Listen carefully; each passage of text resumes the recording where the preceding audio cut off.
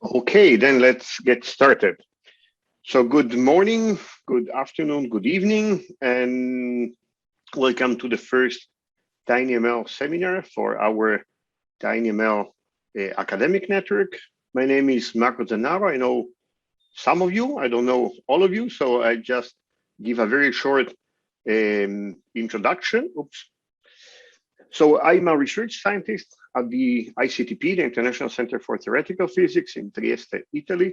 And I have been working on IoT since a very long time, since 2004, when this field was called sensor networks, and then moved to IoT.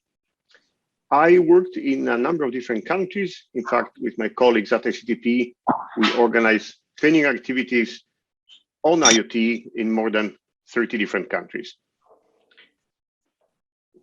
So what is necessary for a good IoT training?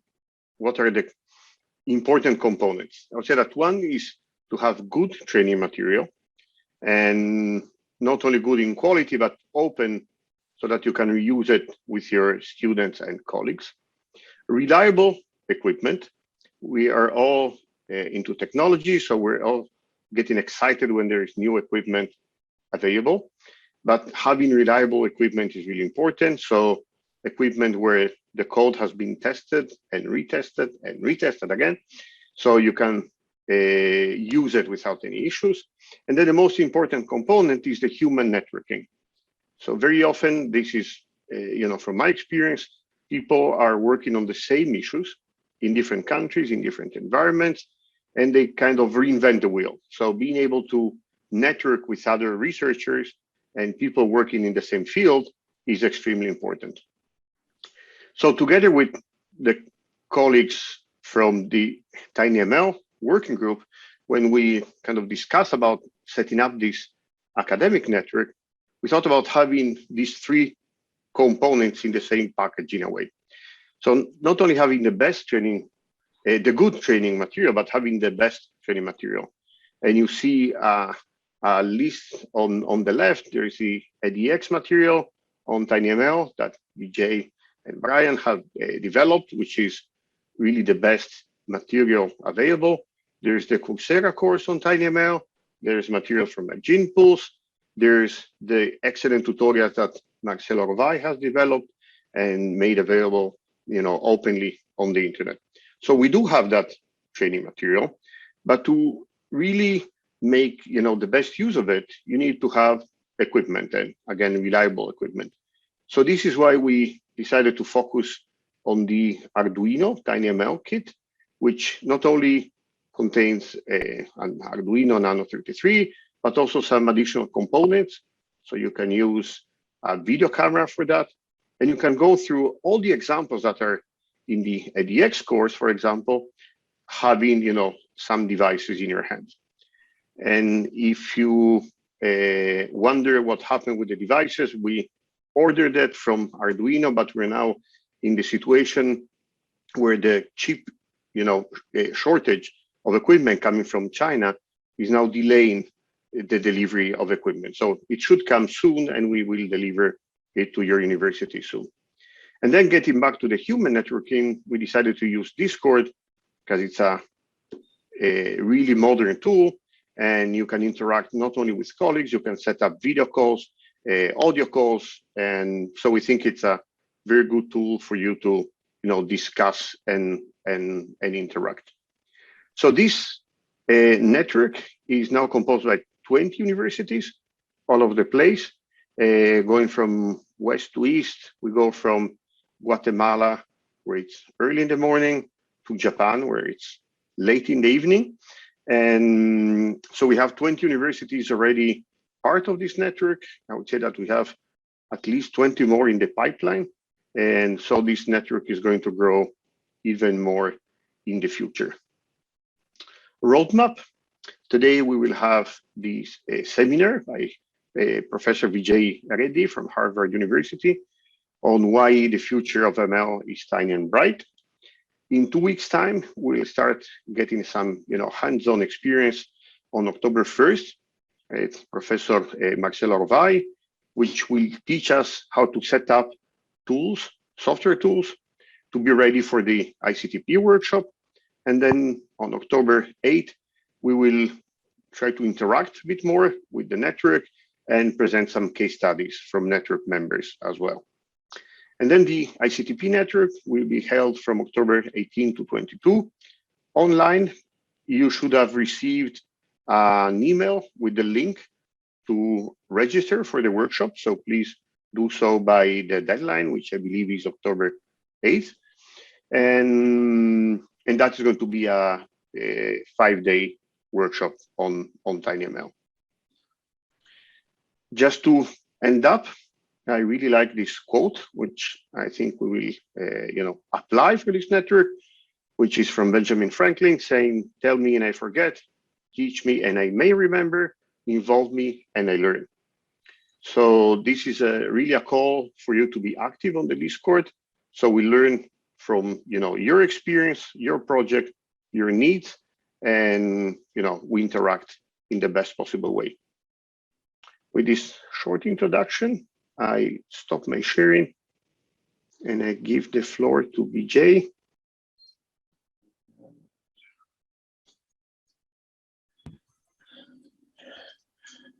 All right, hi everyone. My name is Vijay. I'm a faculty member at Harvard, and I'm excited today to start off this whole workshop series by talking about what TinyML is, why it's really exciting, and why it's going to hold a bright future for all of us if we get involved with it. And I want to give a big shout out for Brian, who just kind of spoke up. Brian and I have been working very hard on a course at Harvard X, which I'll talk a little bit more about later, which is where we really started spinning up a lot of the effort around building a community around TinyML. But first and foremost, before I start talking about TinyML, the thing that I want to do is sort of establish some language, because I'll be using this language repeatedly. There's a lot of excitement around just artificial intelligence, or this ability that we want machines to be able to do incredible things with us, be able to speak back to us, be able to think just the way we are. And now that general concept is a very old, it was formed early in the 1970s or so, where how do we kind of get machines as we're starting to build them to think intelligent about this. Now, within that concept of AI, there is a subfield, which is called machine learning. And where the key thing is to actually analyze data, in fact, lots of data, and to be able to infer interesting things from it. In that particular context, there's this notion of what we call as deep learning, which is the thing that has actually enabled a lot of the scientific advances that we'll see. Right? And specifically, deep learning is all about using neural networks in order to mine or learn from lots of data, or basically learn from big data. Now, since 2012, there have been many, many rapid advancements thanks to specifically deep learning, which is a subfield of machine, enables machines to actually be quite intelligent. Now, applications of machine learning / deep learning, which I'm going to use interchangeably, are widespread. There are many cases, for instance, you can take a picture, and from that picture, you'll be able to infer some sort of information. You'll be able to talk to a machine, and by talking to the machine, it's actually able to transcribe it into a language. And these are things that we take for granted, like what we call as recommendation systems, where you can actually tell the machine what you like and don't like, and it learns from that sort of behavioral patterns that you have. Now, the biggest one has been, being able to tell cat versus dog. This is really where a lot of the widespread applications of deep learning really kind of kicked in, right? Where you take a picture, and from that picture, you have a neural network which tries to mimic how the brain is kind of wired together. And based on the feature characteristics of what the image is, it ends up saying it's either a cat or a dog. Now, the problem with these systems generally is that there's no right answer all the time. You got to try and machine just the way we teach kids, whether it is a cat or whether it's a dog. So there's no guarantee, but nonetheless, these machines can be trained to do quite well most of the time. While image classification is about being able to say whether this is an orange, whether you see oranges or whether you see an apple, detection is a task where you actually can specifically identify in an image exactly where that particular object of interest really is. So for example, here we're able to say, hey, it's not just a picture of oranges, it's actually there are 3 oranges because we're able to detect 3 of them. Again, it's not perfect because there's a 4th one that's actually missing, but you get the idea. Autonomous vehicles, a lot of the smart cars all rely on actually having deep learning capabilities where, for instance, the input that's coming in from a camera gets analyzed in real time to be able to say, hey, is this a person, or is it actually a street, or is it actually the part of the road? This sort of information is useful because you got to be able to make intelligent decisions as to whether you're going to hit someone or whether you're actually going to try and avoid that person. And all of this has to be done in real time and requires a massive amount of computational horsepower. Things that you may not think about are like things like machine translation, where, for example, you're going from one language and to automatically be able to evaluate it into a different language. So here, for example, you're seeing in, let's say, an Asian language and English.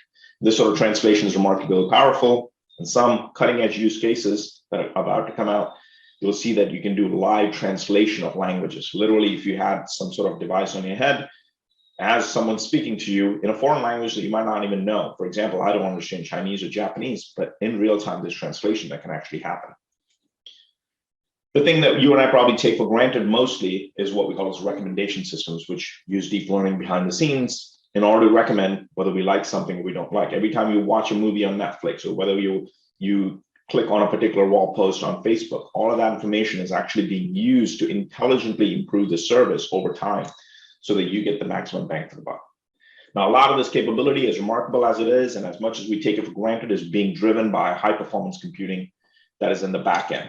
Now, these are big data centers where you have a lot of custom processors that are driving a lot of the algorithms that are needed. Learning is remarkably efficient at in inferring information out of raw data, but the biggest problem is these things consume an insane amount of energy. It's so much of a problem right now that the world has actually their political organizations and all kinds of different setups in order to just try and understand how we curb the amount of energy that to actually benefit from all the machine learning algorithms, because the computational systems are remarkably big. These systems are generally so big that we place them in these big warehouses that are usually built right next to dams, or they're physically located where electricity is really cheap because it costs that much to be able to run these algorithms. Now, the demand for these things is so much that one of the things that's been happening, in fact, over the past 5 to 7 years has been like companies like Google, Amazon, Alexa, Alibaba, pick your favorite company. Everyone is building custom processors just to do one task only. You take your regular computer, by and large, what you're really doing is you're doing 1,000 different things. You might be surfing the web, you might be watching a video, you might be just kind of having background email getting updated. All of those are general purpose tasks. But in the context of machine learning, usually you're just running one type of computational problem. It's like doing matrix multiplications. It's literally an engine that is designed to do multiplications, because neural networks are fundamentally about doing multiplications. The point that I'm trying to get to is that they're so important nowadays that companies are building custom hardware, which usually takes a lot of money, but that investment is totally recoupable. In fact, this is called the Google TPU.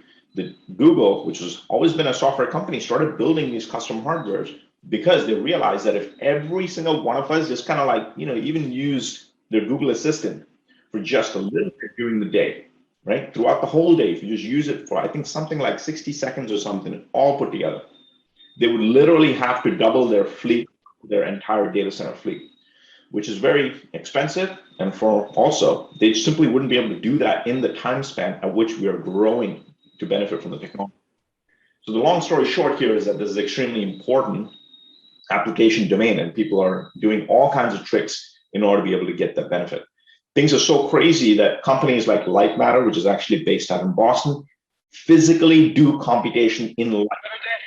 I was going down to my girlfriend. A lot of computation in the electrical domain, right, using transistors and so forth.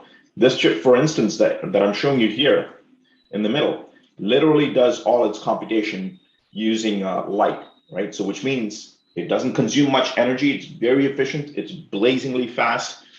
And that's how far people are going, because the demand for this kinds of technology is so incredibly high, right? So the point I'm trying to make is that everybody across the planet is going crazy right now in order to support this application domain, because it has transformative power on societies at scale.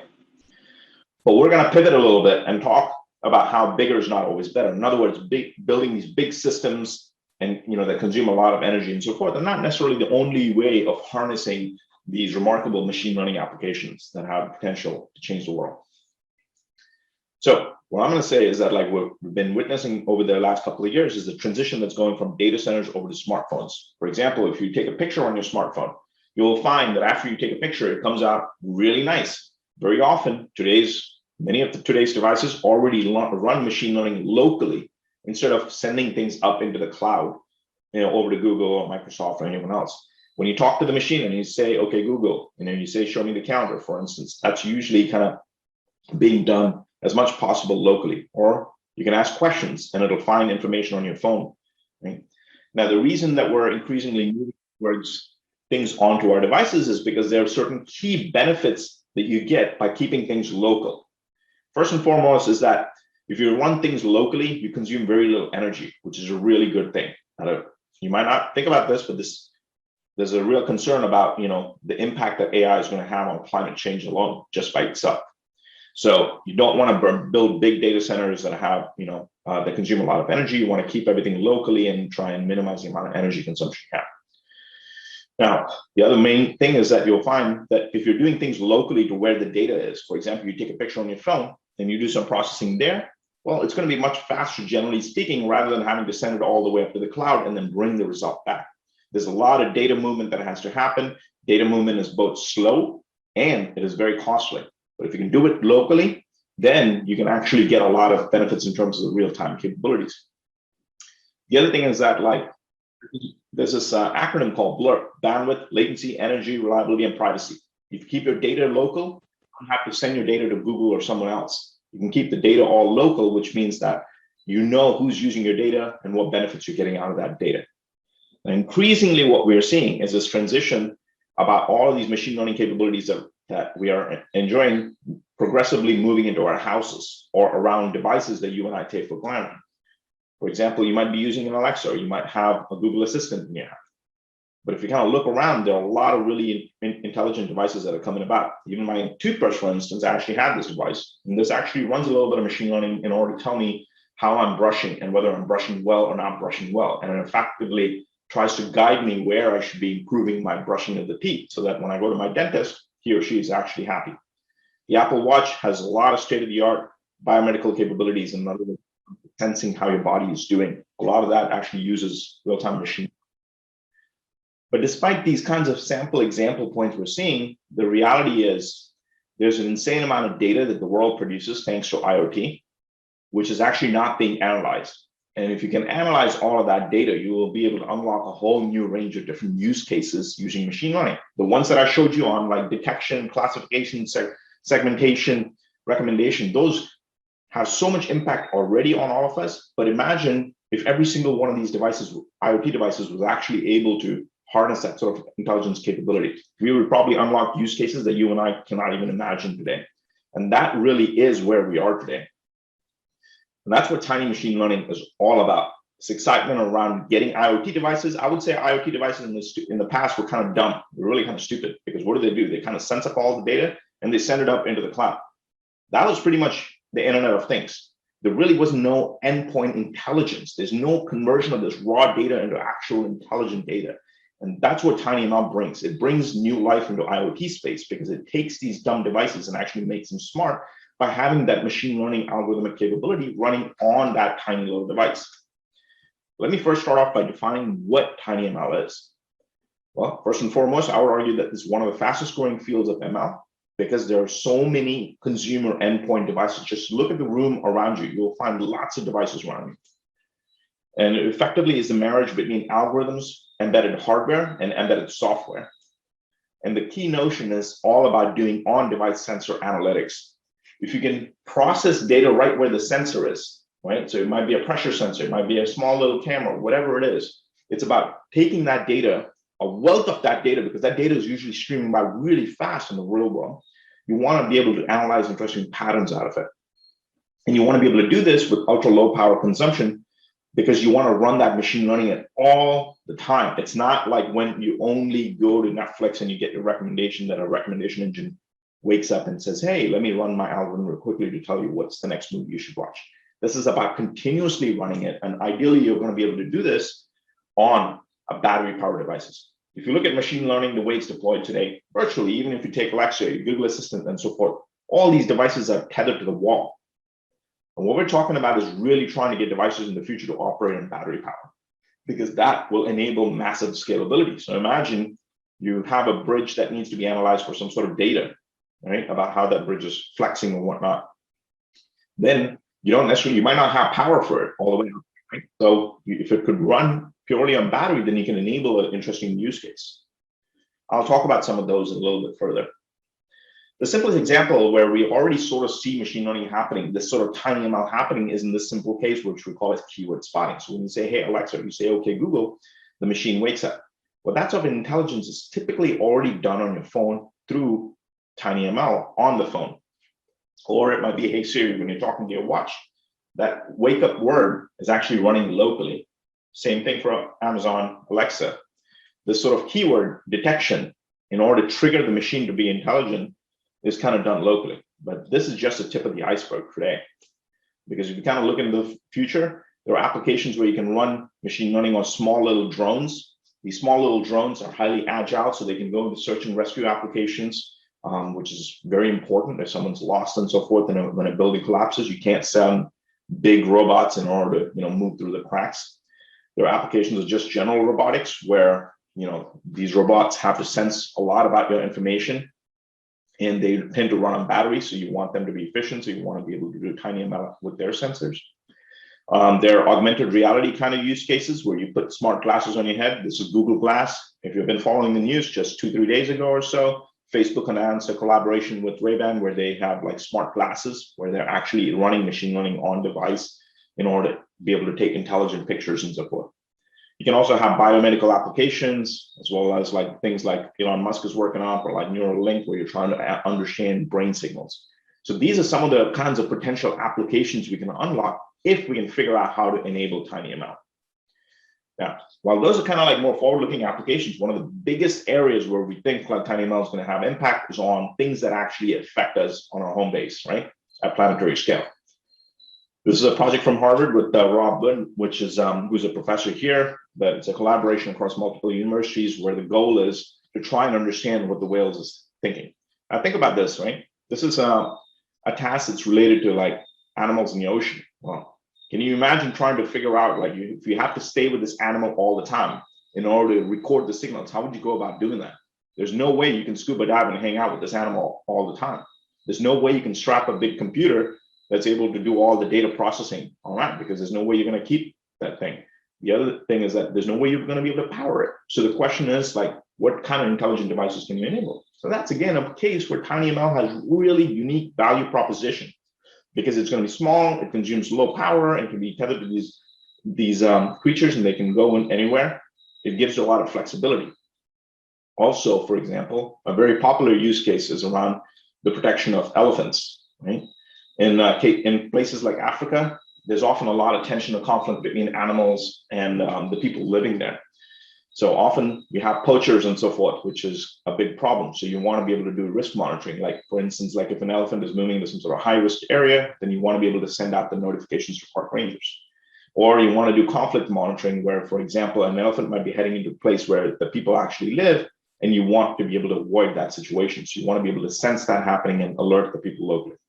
You might, in fact, want to understand how the animals are actually behaving, right? So whether they're drinking, eating, sleeping, and so forth. Try and imagine how you would actually unlock this sort of a use case, right? It's very hard to unlock this use case. Why? Because these animals are continuously moving. You cannot strap a big computer onto them to be able to track them all the time. You also have to be with them all the time if you want to figure out if they're drinking, eating, or sleeping. The sounds are going to be different. You can't have people out in the forest living with them continuously. So there are these practical kinds of challenges we have where we have the technology to try and unlock these capabilities, but we have never been able to kind of deploy it effectively. And TinyML has kind of reached a point where the embedded systems and the algorithms are kind of at this confluence where we can actually enable these really interesting use cases. So long story short, there are lots of different opportunities across the entire ecosystem that open up, where specifically you get a lot of these devices that are physical in the world that are interacting in their environment. You take that raw context information, raw data that they're sitting around with, and you start extracting useful information from all the signals. And that's why many people across the world are really excited about quote unquote TinyML.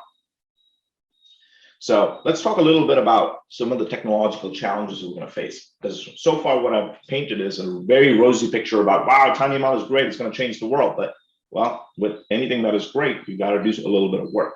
So I want to touch a little bit on some of the basic problems that we have, so you kind of get a flavoring for what's going on. And then I'll leave it with some roadmap as to how you can pick up and follow as to where things are. What makes TinyML really tick? There are two fundamental pieces. One is there's an embedded system side of the world, and then there's stuff around data.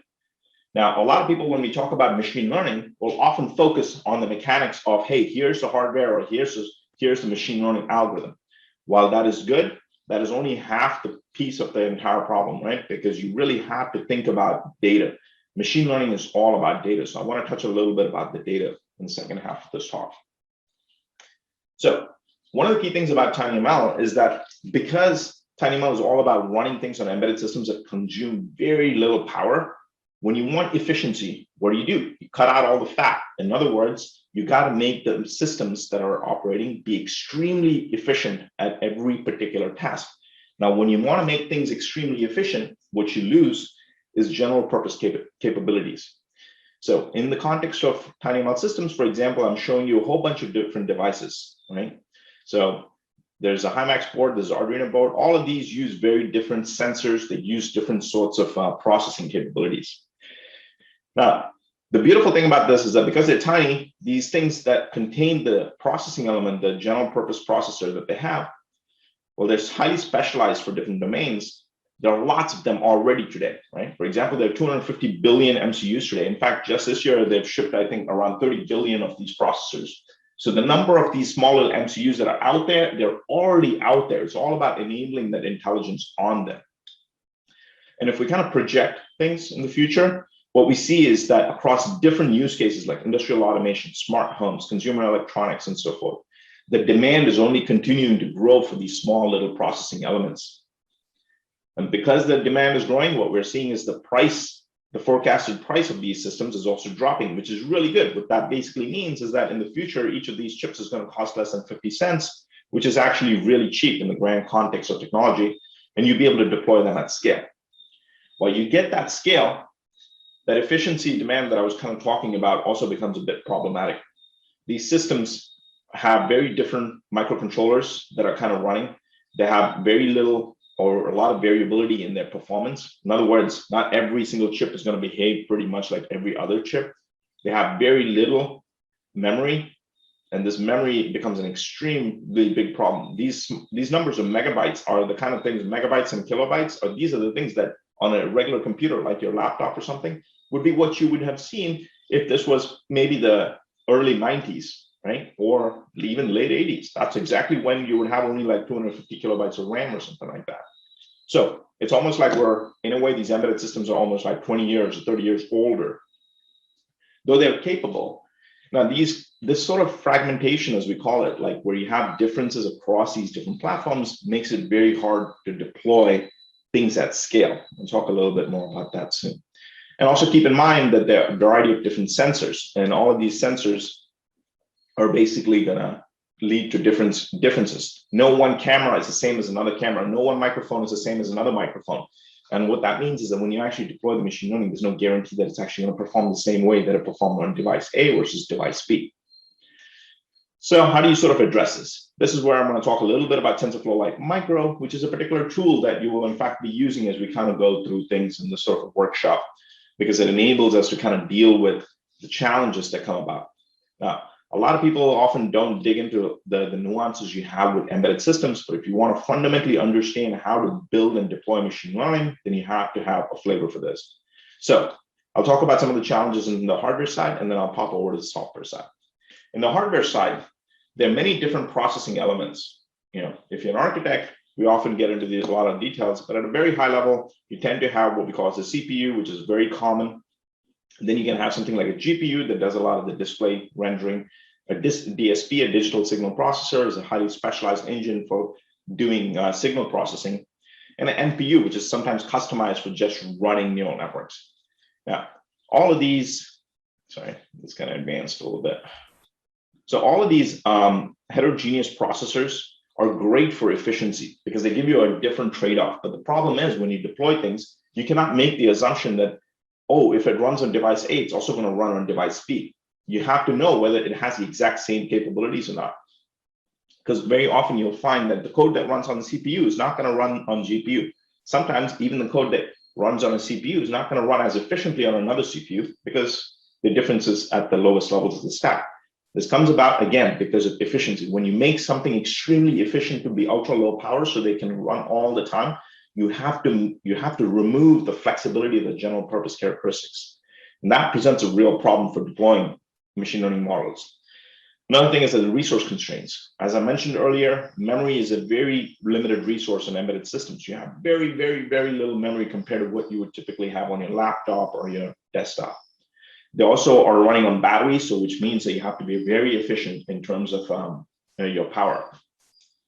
So these hardware constraints are quite unique to embedded systems / TinyML devices. These are not typically things that you would normally worry about as much on a traditional laptop or desktop.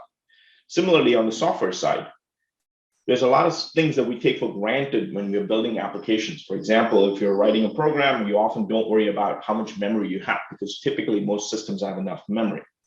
But when you're dealing with the embedded systems, you have to worry about it because you might not even have certain libraries. Libraries that do memory management like malloc are things that you probably learn about this in your computer science class in college, and then you forget about it pretty much because it's assumed that you would have a memory management library. But that's not the case when you talk about embedded systems. You often, when you think of operating systems, you'll think of Windows and Linux across the world because by and large, those are the two operating systems that run most of the world's computers. But when it comes to embedded systems, there's no guarantee that you will even have an embedded OS on that platform. If you're not following all the nuances, if they're not familiar with you, the key takeaway that I want you to have here is that there are a lot of differences between the different embedded boards, and those differences cause a lot of tension for people in terms of understanding how we can deploy TinyML at scale. I'm coming back to this point about scale because I kept mentioning, oh, we have 250 billion microcontrollers out there. This is great. Yeah, well, key thing, remember, is that they're all very different. So we had to figure out how to solve that. And so for that reason, we'll particularly be using TensorFlow Lite Micro as we kind of get you exposed to more and more things in the future about deploying TinyML. Because TensorFlow Lite Micro has been engineered a particular way in order to be able to run models across multiple devices in a very homogeneous way. There's a lot of nuance behind how this is all done. I'm not going to get into the details of it, but it's a beautiful engineering system. So I'd encourage you to kind of check out this paper, which kind of explains how you can actually build a system that can deal with the heterogeneity. Because if you do not deal with the heterogeneity, you fundamentally would not be able to unlock or unleash the capabilities of TinyML. So you have to have an appreciation for where the technical nuances are. Now, let me kind of shift a little bit, right? Because I talked a little bit about the embedded systems. Again, I'm just giving you a very high level flavoring for the kind of things that are there.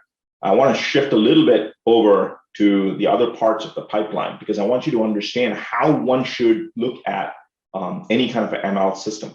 Now here, what I'm showing you is the complete workflow or life cycle, as we call it, of a machine learning system. It doesn't matter if you're building a big system like one of those machine learning algorithms for an autonomous car, or whether you're trying to build something for a TinyML device that you can put onto a small little device that you can hold in your hand. You got to go through the same exact steps, right? Which is collecting the data. You have to have data because without data, you cannot train a neural network model. So let's say you get the data, then you train a network. Then you have to understand how it actually behaves. What level of accuracy does it need to hit? For example, is 99% accuracy good enough if this algorithm is used to detect whether you have a brain tumor in your head? I don't know. Maybe you really care about 99.99% accuracy because you would hate the doctor to come back in 5 years and say, oh, my machine learning algorithm at that point told me that I'm only missing 1% of this tumor cell, so it's not a big deal. Well, it is a big deal because it's going to pretty much kill your life. So you need to have, you really need to understand how to evaluate these models carefully. And then, of course, when you need to deploy them, you need to deploy them with the cognizance about the endpoint hardware. This is why I was talking about the embedded features. Now, a lot of the time, most people will focus on a lot of the stuff around this space. Even I would normally, but I do want to draw your attention to one of the most important pieces, which is the data. If you don't have data, there is no machine learning, there is no TinyML. No matter how much you want to deploy it, you are not going to be able to do anything. Now, in this particular context, I want to touch on something that is quite personal to you, me, everybody, if you want to interface with devices. One of the key things I can bet you is that in the next 10 years, the whole notion of touching a screen in order to do something will be archaic. This would be like, have you ever seen a rotary phone? I don't know, if you're young, I bet you probably have not even used a rotary phone where you dial that. Well, when I was a kid, I used to dial those things. In the future, my kid who's 5 years old, when she's 15, then I bet you she's gonna likely not be touching anything. She's just gonna be talking most of the time to all the devices around her. This brings me to the notion of understanding speech, which is something very, very near and dear to various different cultures. A lot of the time when you interact with these kinds of devices, you'll find that mostly you're interacting with them in English. Rarely do you interact with them in any other language. And that's really problematic. Why? Because if you look at the number of different speakers that we have across the planet, there's a lot of diversity. There was 7,000 different languages. Then why is it that when we interact with these embedded devices, in some case, like we're only speaking one language? Their Mandarin is highly spoken, Spanish is highly spoken. So one of the things that I'm personally very passionate about is how do you unlock the ability to interface through conversational AI with these different systems in any language. So imagine, it's like Star Trek. In the future, you're going to have this little transponder that's automatically able to kind of translate any alien language into something that you would understand. That is the world that we should be aspiring to achieve. And TinyML has got that kind of a capability, has that potential, if looked at it in the right sense. So I want to talk about some of the challenges around having the need to have that data so we can unlock something like that.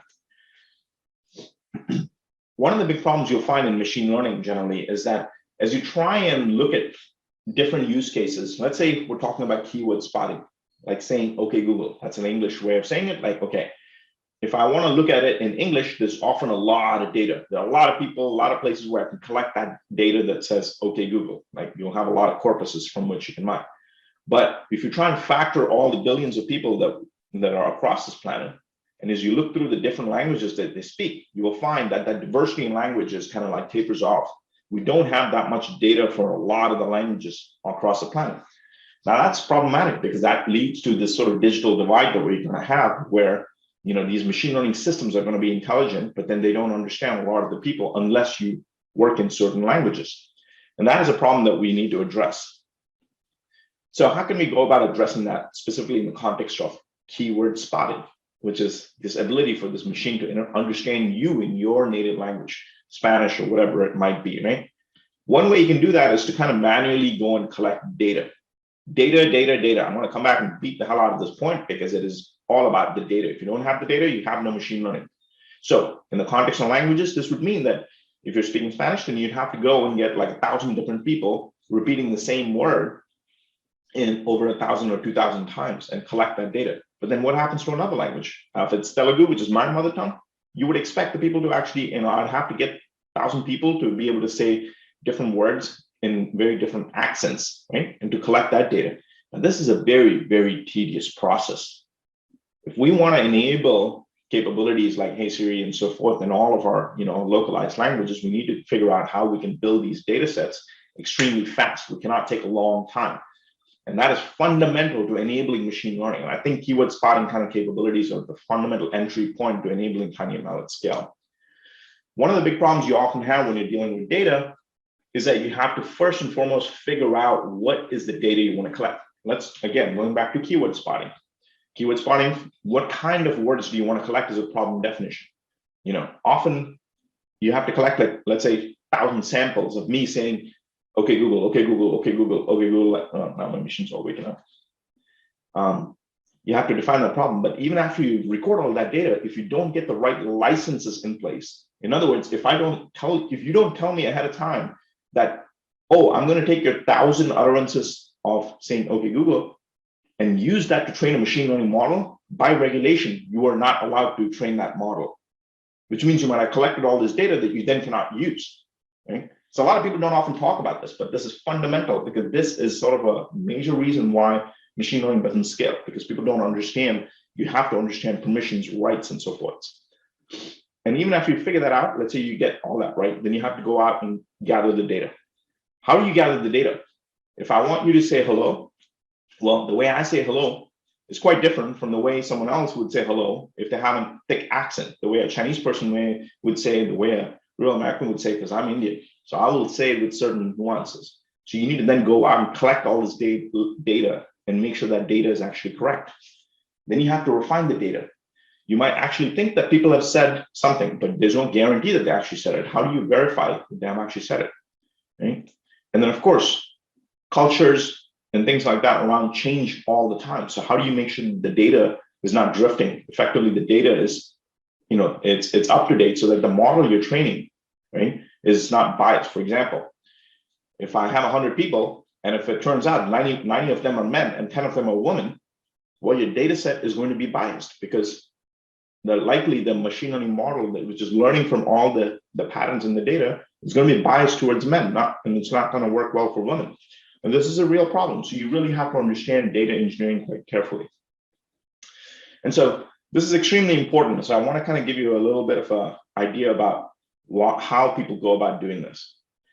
Because data is so important, you'll find that a lot of the data sets that are out there, like Common Voice, ImageNet, Waymo, Kitty, these are just example data sets, which are very, very, very large. Despite being very large, they're all effectively constructed manually. That is just not a scalable thing if you want to democratize or make machine learning accessible to everyone. TinyML specifically is about making machine learning accessible to everyone, right? So somehow we have to address this foremost problem, which is about the data, because without that data, you don't have TinyML. So let me talk a little bit about how we democratize this data process, right? Because we got to get this right so we can enable the rest of it. The rest of it is already there in the ecosystem, but this is what we really have to crack. So let's say, for example, you're building some sort of smart device that needs to that needs to understand some set of small words, right? Normally what you would do is you would go and ask people to record their voices and say up 1,000 times, say down 1,000 times, say yes 1,000 times, say no 1,000 times. And you have to do this so you get that diversity in the data set across different people, different accents, different genders, and so forth. But instead, imagine if we could build a search engine the way, like, for instance, Google has built a search engine. Google is not Google because they can give you a result. Google is Google because they actually built a computer at a planetary scale where they can actually find a needle in a haystack, this little tiny bit of information that you're searching for, but they have a computational engine that can find that. So in a similar way, imagine if I say up, there are a lot of movies, there's lots of songs, there's lots of words out there and sentences out there where like the word up might actually appear. So imagine we can automatically go and find all this relevant data. And out of that, we extract the word up that we're interested in. So we cut out a small little clip. And then this is called modular force alignment, which is a mechanism that allows you to do these things automatically. I'm not going to get into the details. But the point I'm saying is that you can extract these important words that you care about automatically. And if you can do this, you can build large data sets. And if you can do this automatically, this means that in the future, you can say, hey, I have my oven here and I want my oven to be smart. How can I do that? You don't need to go and hire 10,000 people to do that. Instead, you might go onto a website and say, hey, just give me an oven. I want to be able to get my oven to recognize these different temperature settings. And I want this oven to recognize start, stop, or something like that. And that's all. And out comes a machine learning model because you have automated this kind of stuff. This might seem a little advanced, but I'm putting this out because this is the kind of stuff people need to think about before they get all excited about the stuff around enabling machine learning, because without the data, there's no way you're going to be able to do this. All right, so I just want to give an example that you can actually build a keyword spotting model, like the notion of detecting keywords in any language, and getting it to predict in any language. So you might only train it in a small number of languages. So let's say I pick 9 different languages here, and I have what we call as an embedding representation. I can get into this in another time in much more detail, but an embedding representation is something that learns the structure of language. And out of that, it knows that in the future, if I say, okay, I might give you this black box TinyML model, and then I give you 5 example keywords. Just by giving it 5 examples or even just 3 examples of saying hello in Spanish or something, the machine will automatically learn, which is remarkably powerful, right? Because then it can actually detect these keywords without a large corpus of data. Now, the key thing that I'm trying to say is, like, we get very high accuracies in the models that we have built. For example, here for 9 languages seen by the embedding model, quote unquote, this is where we have data. It gets very high accuracy. What I want to show you is that we take this sort of what we call as an embedding model, and then we give it languages it has never seen before. and give only like about 3 to 5 examples in these different languages, and it learns that language automatically, which is a remarkably powerful thing in the context of TinyML, because this means that then suddenly we can democratize this piece of technology to various languages across the planet. So again, I'm going pretty deep into this because I think it's important to realize the true value of machine learning. It's not about just doing things broadly in some foreign language. It's about how can you make that personalized, because that's what TinyML brings to the table. So one of the grand challenges that we're working on is what we call 1,000 words in 1,000 languages, where we want to bring people from different parts of the communities across the planet to actually contribute 1,000 words in their own language and build this massive corpus. If you're interested in this, feel free to reach out, and I'm happy to share some details around it. Now, I want to touch a little bit on how can you learn more about TinyML in this context, because one of the things that we're very passionate about education, which is why we're here, for instance. And if you talk about generally you want to learn about machine learning, what you will find is that there are lots of courses out there in the real world. Right? You can go and you can learn a lot of stuff. Now, all of these courses generally are geared towards big servers, like the kind of things that you're running in some sort of cloud computing system where you might have 10 million servers that are running the entire world's internet, really. But then I was saying that when you talk about TinyML, hey, this is exciting, and there are over 250 billion of these devices already out there, then suddenly you find that there are very few courses. If you want to go and learn more about data engineering, if you want to go and learn more about that keyword spotting, how can you sort of understand, how can you learn the fundamentals that you need? Well, that's where we actually put a course together, which you can take for free, which is sort of affiliated with this workshop, where we worked with Google in order to build this course around all the basic mechanisms you need in order to pick up from going from not knowing anything about machine learning to learning about machine learning to understanding what are the different applications of TinyML, including some of the ones I've talked about, to actually deploying things on device. And one of the key things that we focus on is going through this full stack ML developer experience. And one of the key things that we're going to push in this workshop in general is understand this complete pipeline, because if you do not understand this pipeline, you will be building things in isolation in a bubble, which will actually not lead to any real value. Very often, I've seen this 1,000 times over, where people will get all excited about things. They get started on working something, they'll be able to build some small little example, they get very excited, and then after that, it's a massive cliff. You don't know what to do next because you don't have the right pieces to connect together. So we try and connect those pieces together. And the way we do that is through the structure of having courses that specifically focus on individual points. So for example, course 2 focuses on evaluating the model properly, also collecting your own data, and so forth. Long story short, you can check the website out and you'll be able to kind of follow from there. And Marcelo Marco actually alluded to the fact that we actually built this kit because one of the things that we're going to do in terms of shipping kits and so forth is giving you something that works out of the box so that it's actually accessible for people in the network, so they can actually do enough things in order to be able to wrap their head around the opportunities as well as the challenges. Now, this course is actually being taken globally. One of the things that we're specifically trying to do with the TinyML4D network is trying to specifically target universities where we want to help increase the visibility. If this was a heat map, then you would find that a large number of students come from Brazil, India, and US. But there are many regions in the world where there are only a handful of students. And what we're trying to do is increase the reach in those communities because we think it's important to have equity in the entire system. Getting to the end, one of the key things that I want to emphasize is you kind of think about anything around machine learning and so forth, do pay attention to what we call as responsible AI. You can build technology, like for example, you can take a knife and you can poke someone with a knife, or you can cut vegetables and cut meat and enjoy a good meal. The same thing with AI. It's a very powerful piece of technology. You can use it to do good, or you can use it to do harm. And to that end, it's extremely important for every single one of us to at least understand what responsible or ethical AI means.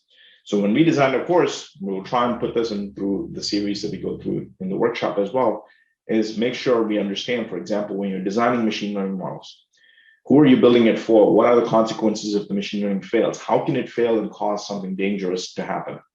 As you're developing the algorithms, how do you make sure, for example, your data set is not only going to work on men, but it also works on women? How do you make sure those kinds of things are done systematically in an engineering principled approach? Finally, when you're deploying things, how do you make sure someone is not accessing your camera? For example, you might have a smart doorbell, Well, how do you know only you are able to use the doorbell? How do you know that someone else is not actually using that data for something else? So these are all things that are actually extremely important. It's also a very complicated space to navigate. So therefore, we wrote up a paper that explains a lot of the pedagogical things. So if you're a professor or you're a teacher, I strongly encourage you to kind of look at this, because this lays out the methodology, the pedagogical perspective through which we kind of engineered how to teach a TinyML, because there is so much potential there. With that said, hopefully what you take away is really why AI, which has had already a lot of impact on us, is progressively moving towards small devices, which are all around us, and what kind of capabilities we can unlock. If you're a student, I strongly encourage you to just sit down for a moment and write out 5 things that you think where if a small little device could be intelligent, what unique use case could you enable? If you just do that exercise, I promise you, you might very well be the future entrepreneur coming up with some new use case that we have not seen before and make millions and be rich. Then I've kind of talked a little bit about some of the complexities that are involved and told you a little bit about TensorFlow-like micro. I know this is pretty technical, but hopefully you kind of get an idea that, hey, like not everything is just going to like be super easy to work with. You have to have an appreciation as an engineer and know where the challenges are, and as well as the opportunities. And I focus a lot on data, because I think data, if there's one thing you focus on ML, I guarantee you for the next decade is data.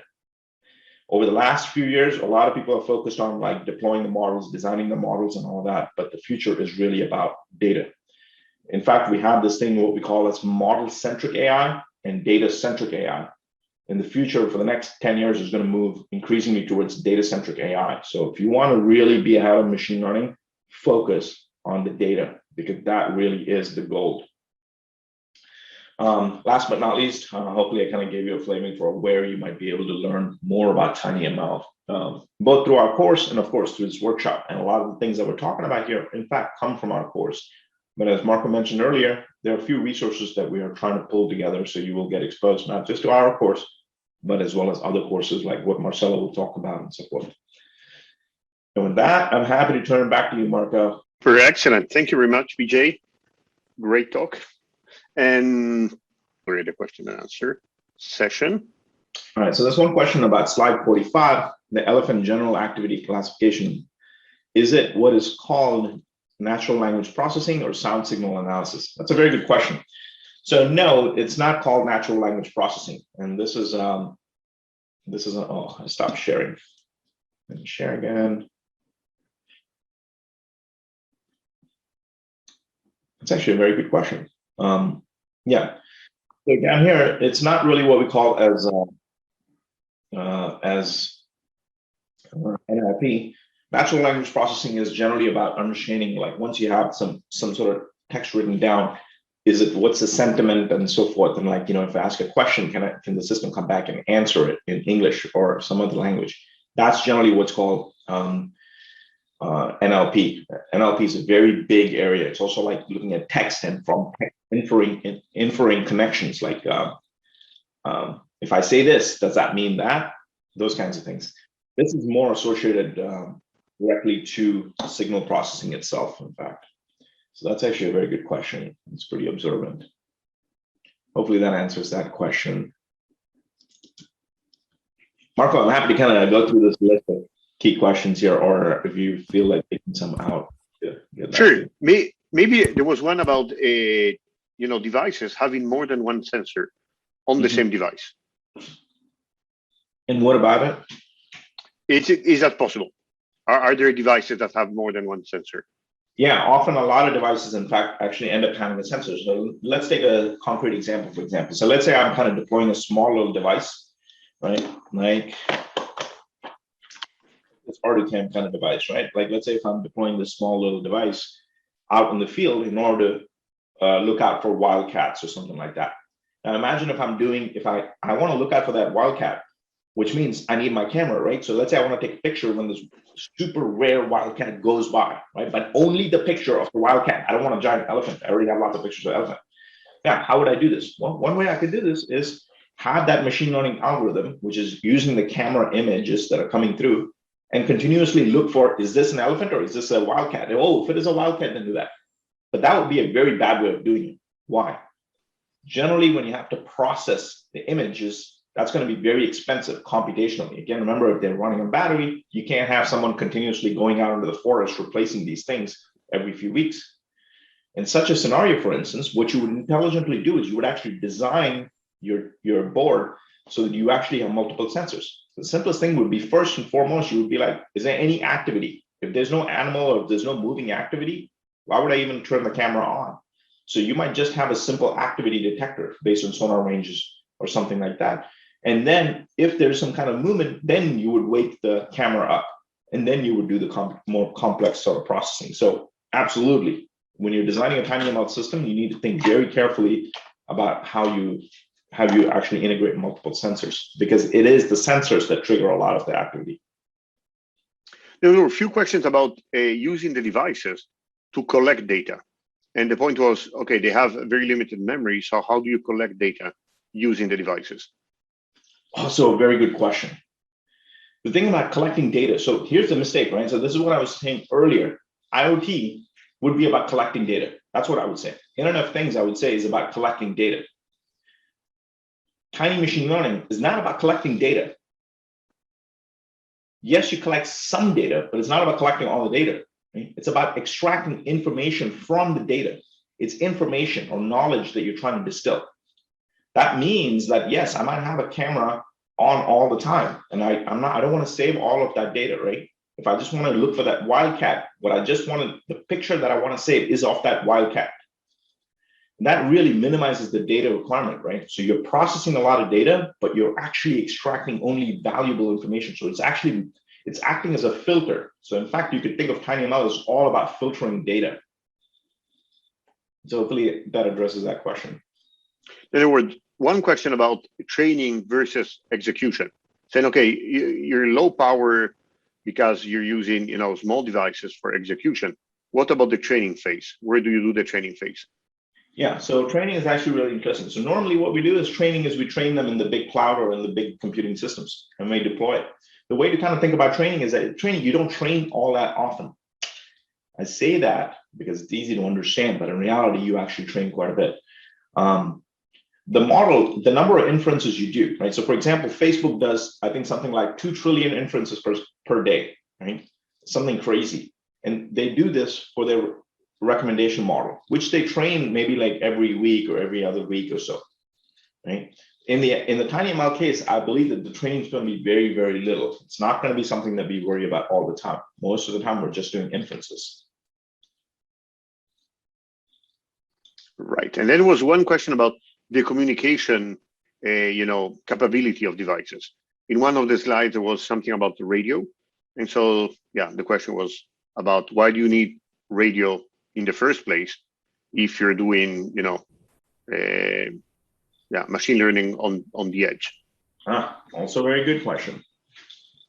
So yes, normally when we're doing this, like you would think like, okay, I'm just going to deploy this, but ultimately you need to get that data back, right? As the difference again from IoT is that you're not sending up all the data. So you're only sending up data that is actually useful information back up. So at some mechanism, if you look at a lot of production scenarios, you end up with some low power consumption radio on it in order to be able to transmit this data back to some of the bigger machine. So you need to have that. Not only that, again, if you think of the fact that their data or your environment changes, so in some sense, what you need is you need to train the models continuously. Continuous here meaning maybe every month or every 6 months, and then be able to deploy that model back onto this embedded device. Now you can do that by either sending someone into the field, right? But if this thing is in the ocean or some other place, right, it's going to be difficult. So you actually need to have some sort of over-the-air update, OTA updates, as we call them. So it really depends on the use case. And then there's one last question saying, if training doesn't happen on the devices, does this mean that application in TinyML are limited? If training doesn't happen on device, I would not reinforcement say, or anything. Yeah, I would not say that it's limited. It's you can do on-device training. That's the truth. If you really want to push at state of the art, you absolutely can do on-device training. You can also, what we call is do federated learning, where you learn a little bit on the device based on changes. you already do this in some capacity. If you're using, for example, your phone, the first time you open a brand new phone, if it's something like a Google device, it'll say, okay, can you speak these few sentences? Well, it's actually trying to customize the model to your accent and to your environment.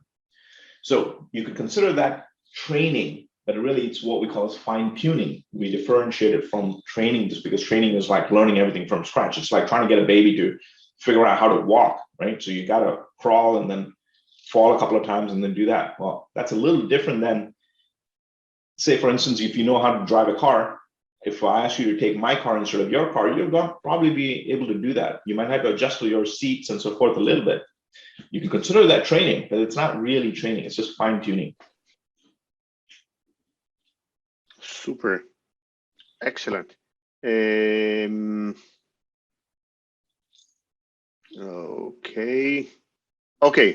Last question about business models, I guess. So yeah, you see that answer. So there's a lot of innovation in cars and robots. So is there an increased number of entrepreneurs in this sector around the world? I absolutely think this is going to uncover a whole new world. Like, I personally will tell you, like, I would not be spending as much time as I'm spending on this if I didn't believe there's a big impact that's going to come through in terms of the world. The last time, the best example I can give you that is in your pocket today is your smartphone. Phones have been around. You have made calls before this, right? Before 2007, before the introduction of the smartphone / iPhone, we had phones. But then you and I were not writing apps for those phones. It was some big company like Palm or like Nokia or Motorola that were writing these apps, and then you just buy the phone with whatever limited capability. What did the iPhone do that changed the entire planet? It gave us a substrate, the hardware, the software. It gave you the right ecosystem, the package, so that you could write a silly little app, like pull the finger and it'll make a silly noise. You'd be surprised that guy actually he became a millionaire pretty much from writing this very simple app where if you pull a finger, it makes a noise. Who knew people would buy that app? But he wrote it and it enabled him to kind of do something, right? And a lot of the apps today that are on your phone are not written by the big companies. They're written by some students. They're written by some individuals. They're written by small companies. And all of these people have built this remarkable ecosystem, right? And that's enabled all of us to, like, the fact that we have this nice little platform, which has the right sensors, right, which has the right computational capability, that package allowed everybody across the planet to be able to write programs so that they're, like, connected to the cloud, they're connected to personalized things that are on your phone, right? In a similar way, TinyML has kind of interestingly reached a very critical junction where the hardware and the software is sort of at that maturity point now, and it's reached that sort of high-level abstraction that we can actually enable everybody to write interesting applications. And this is why I honestly believe that we're going to unlock a whole new set of interesting applications that you and I probably have not fully thought about yet. This is also why I pivot you so much towards the data, because if you understand the value of that data, if you understand, hey, this data, if I can look at this data interestingly in this way, and I can train a model for it and deploy it on a TinyML device, you might be the next millionaire. I'm serious about this. And that's why I'm super excited. And that's why I think it's going to enable a whole new number of entrepreneurs in a rich variety of sectors. Super. So with this super optimistic words, I think we can close this first seminar. Again, don't forget to interact on Discord. We want to hear from you about the application. So Vijay ask you to think about the 5 points. So get back to us on Discord, and we meet in 2 weeks' time for Marcelo's talk about the software tools. And in the meantime, stay safe and keep in touch on Discord. Thank you very much, Vijay. Thank you very much. Thank you, Marco. Thank you. Thank you. Thank you. Thank you.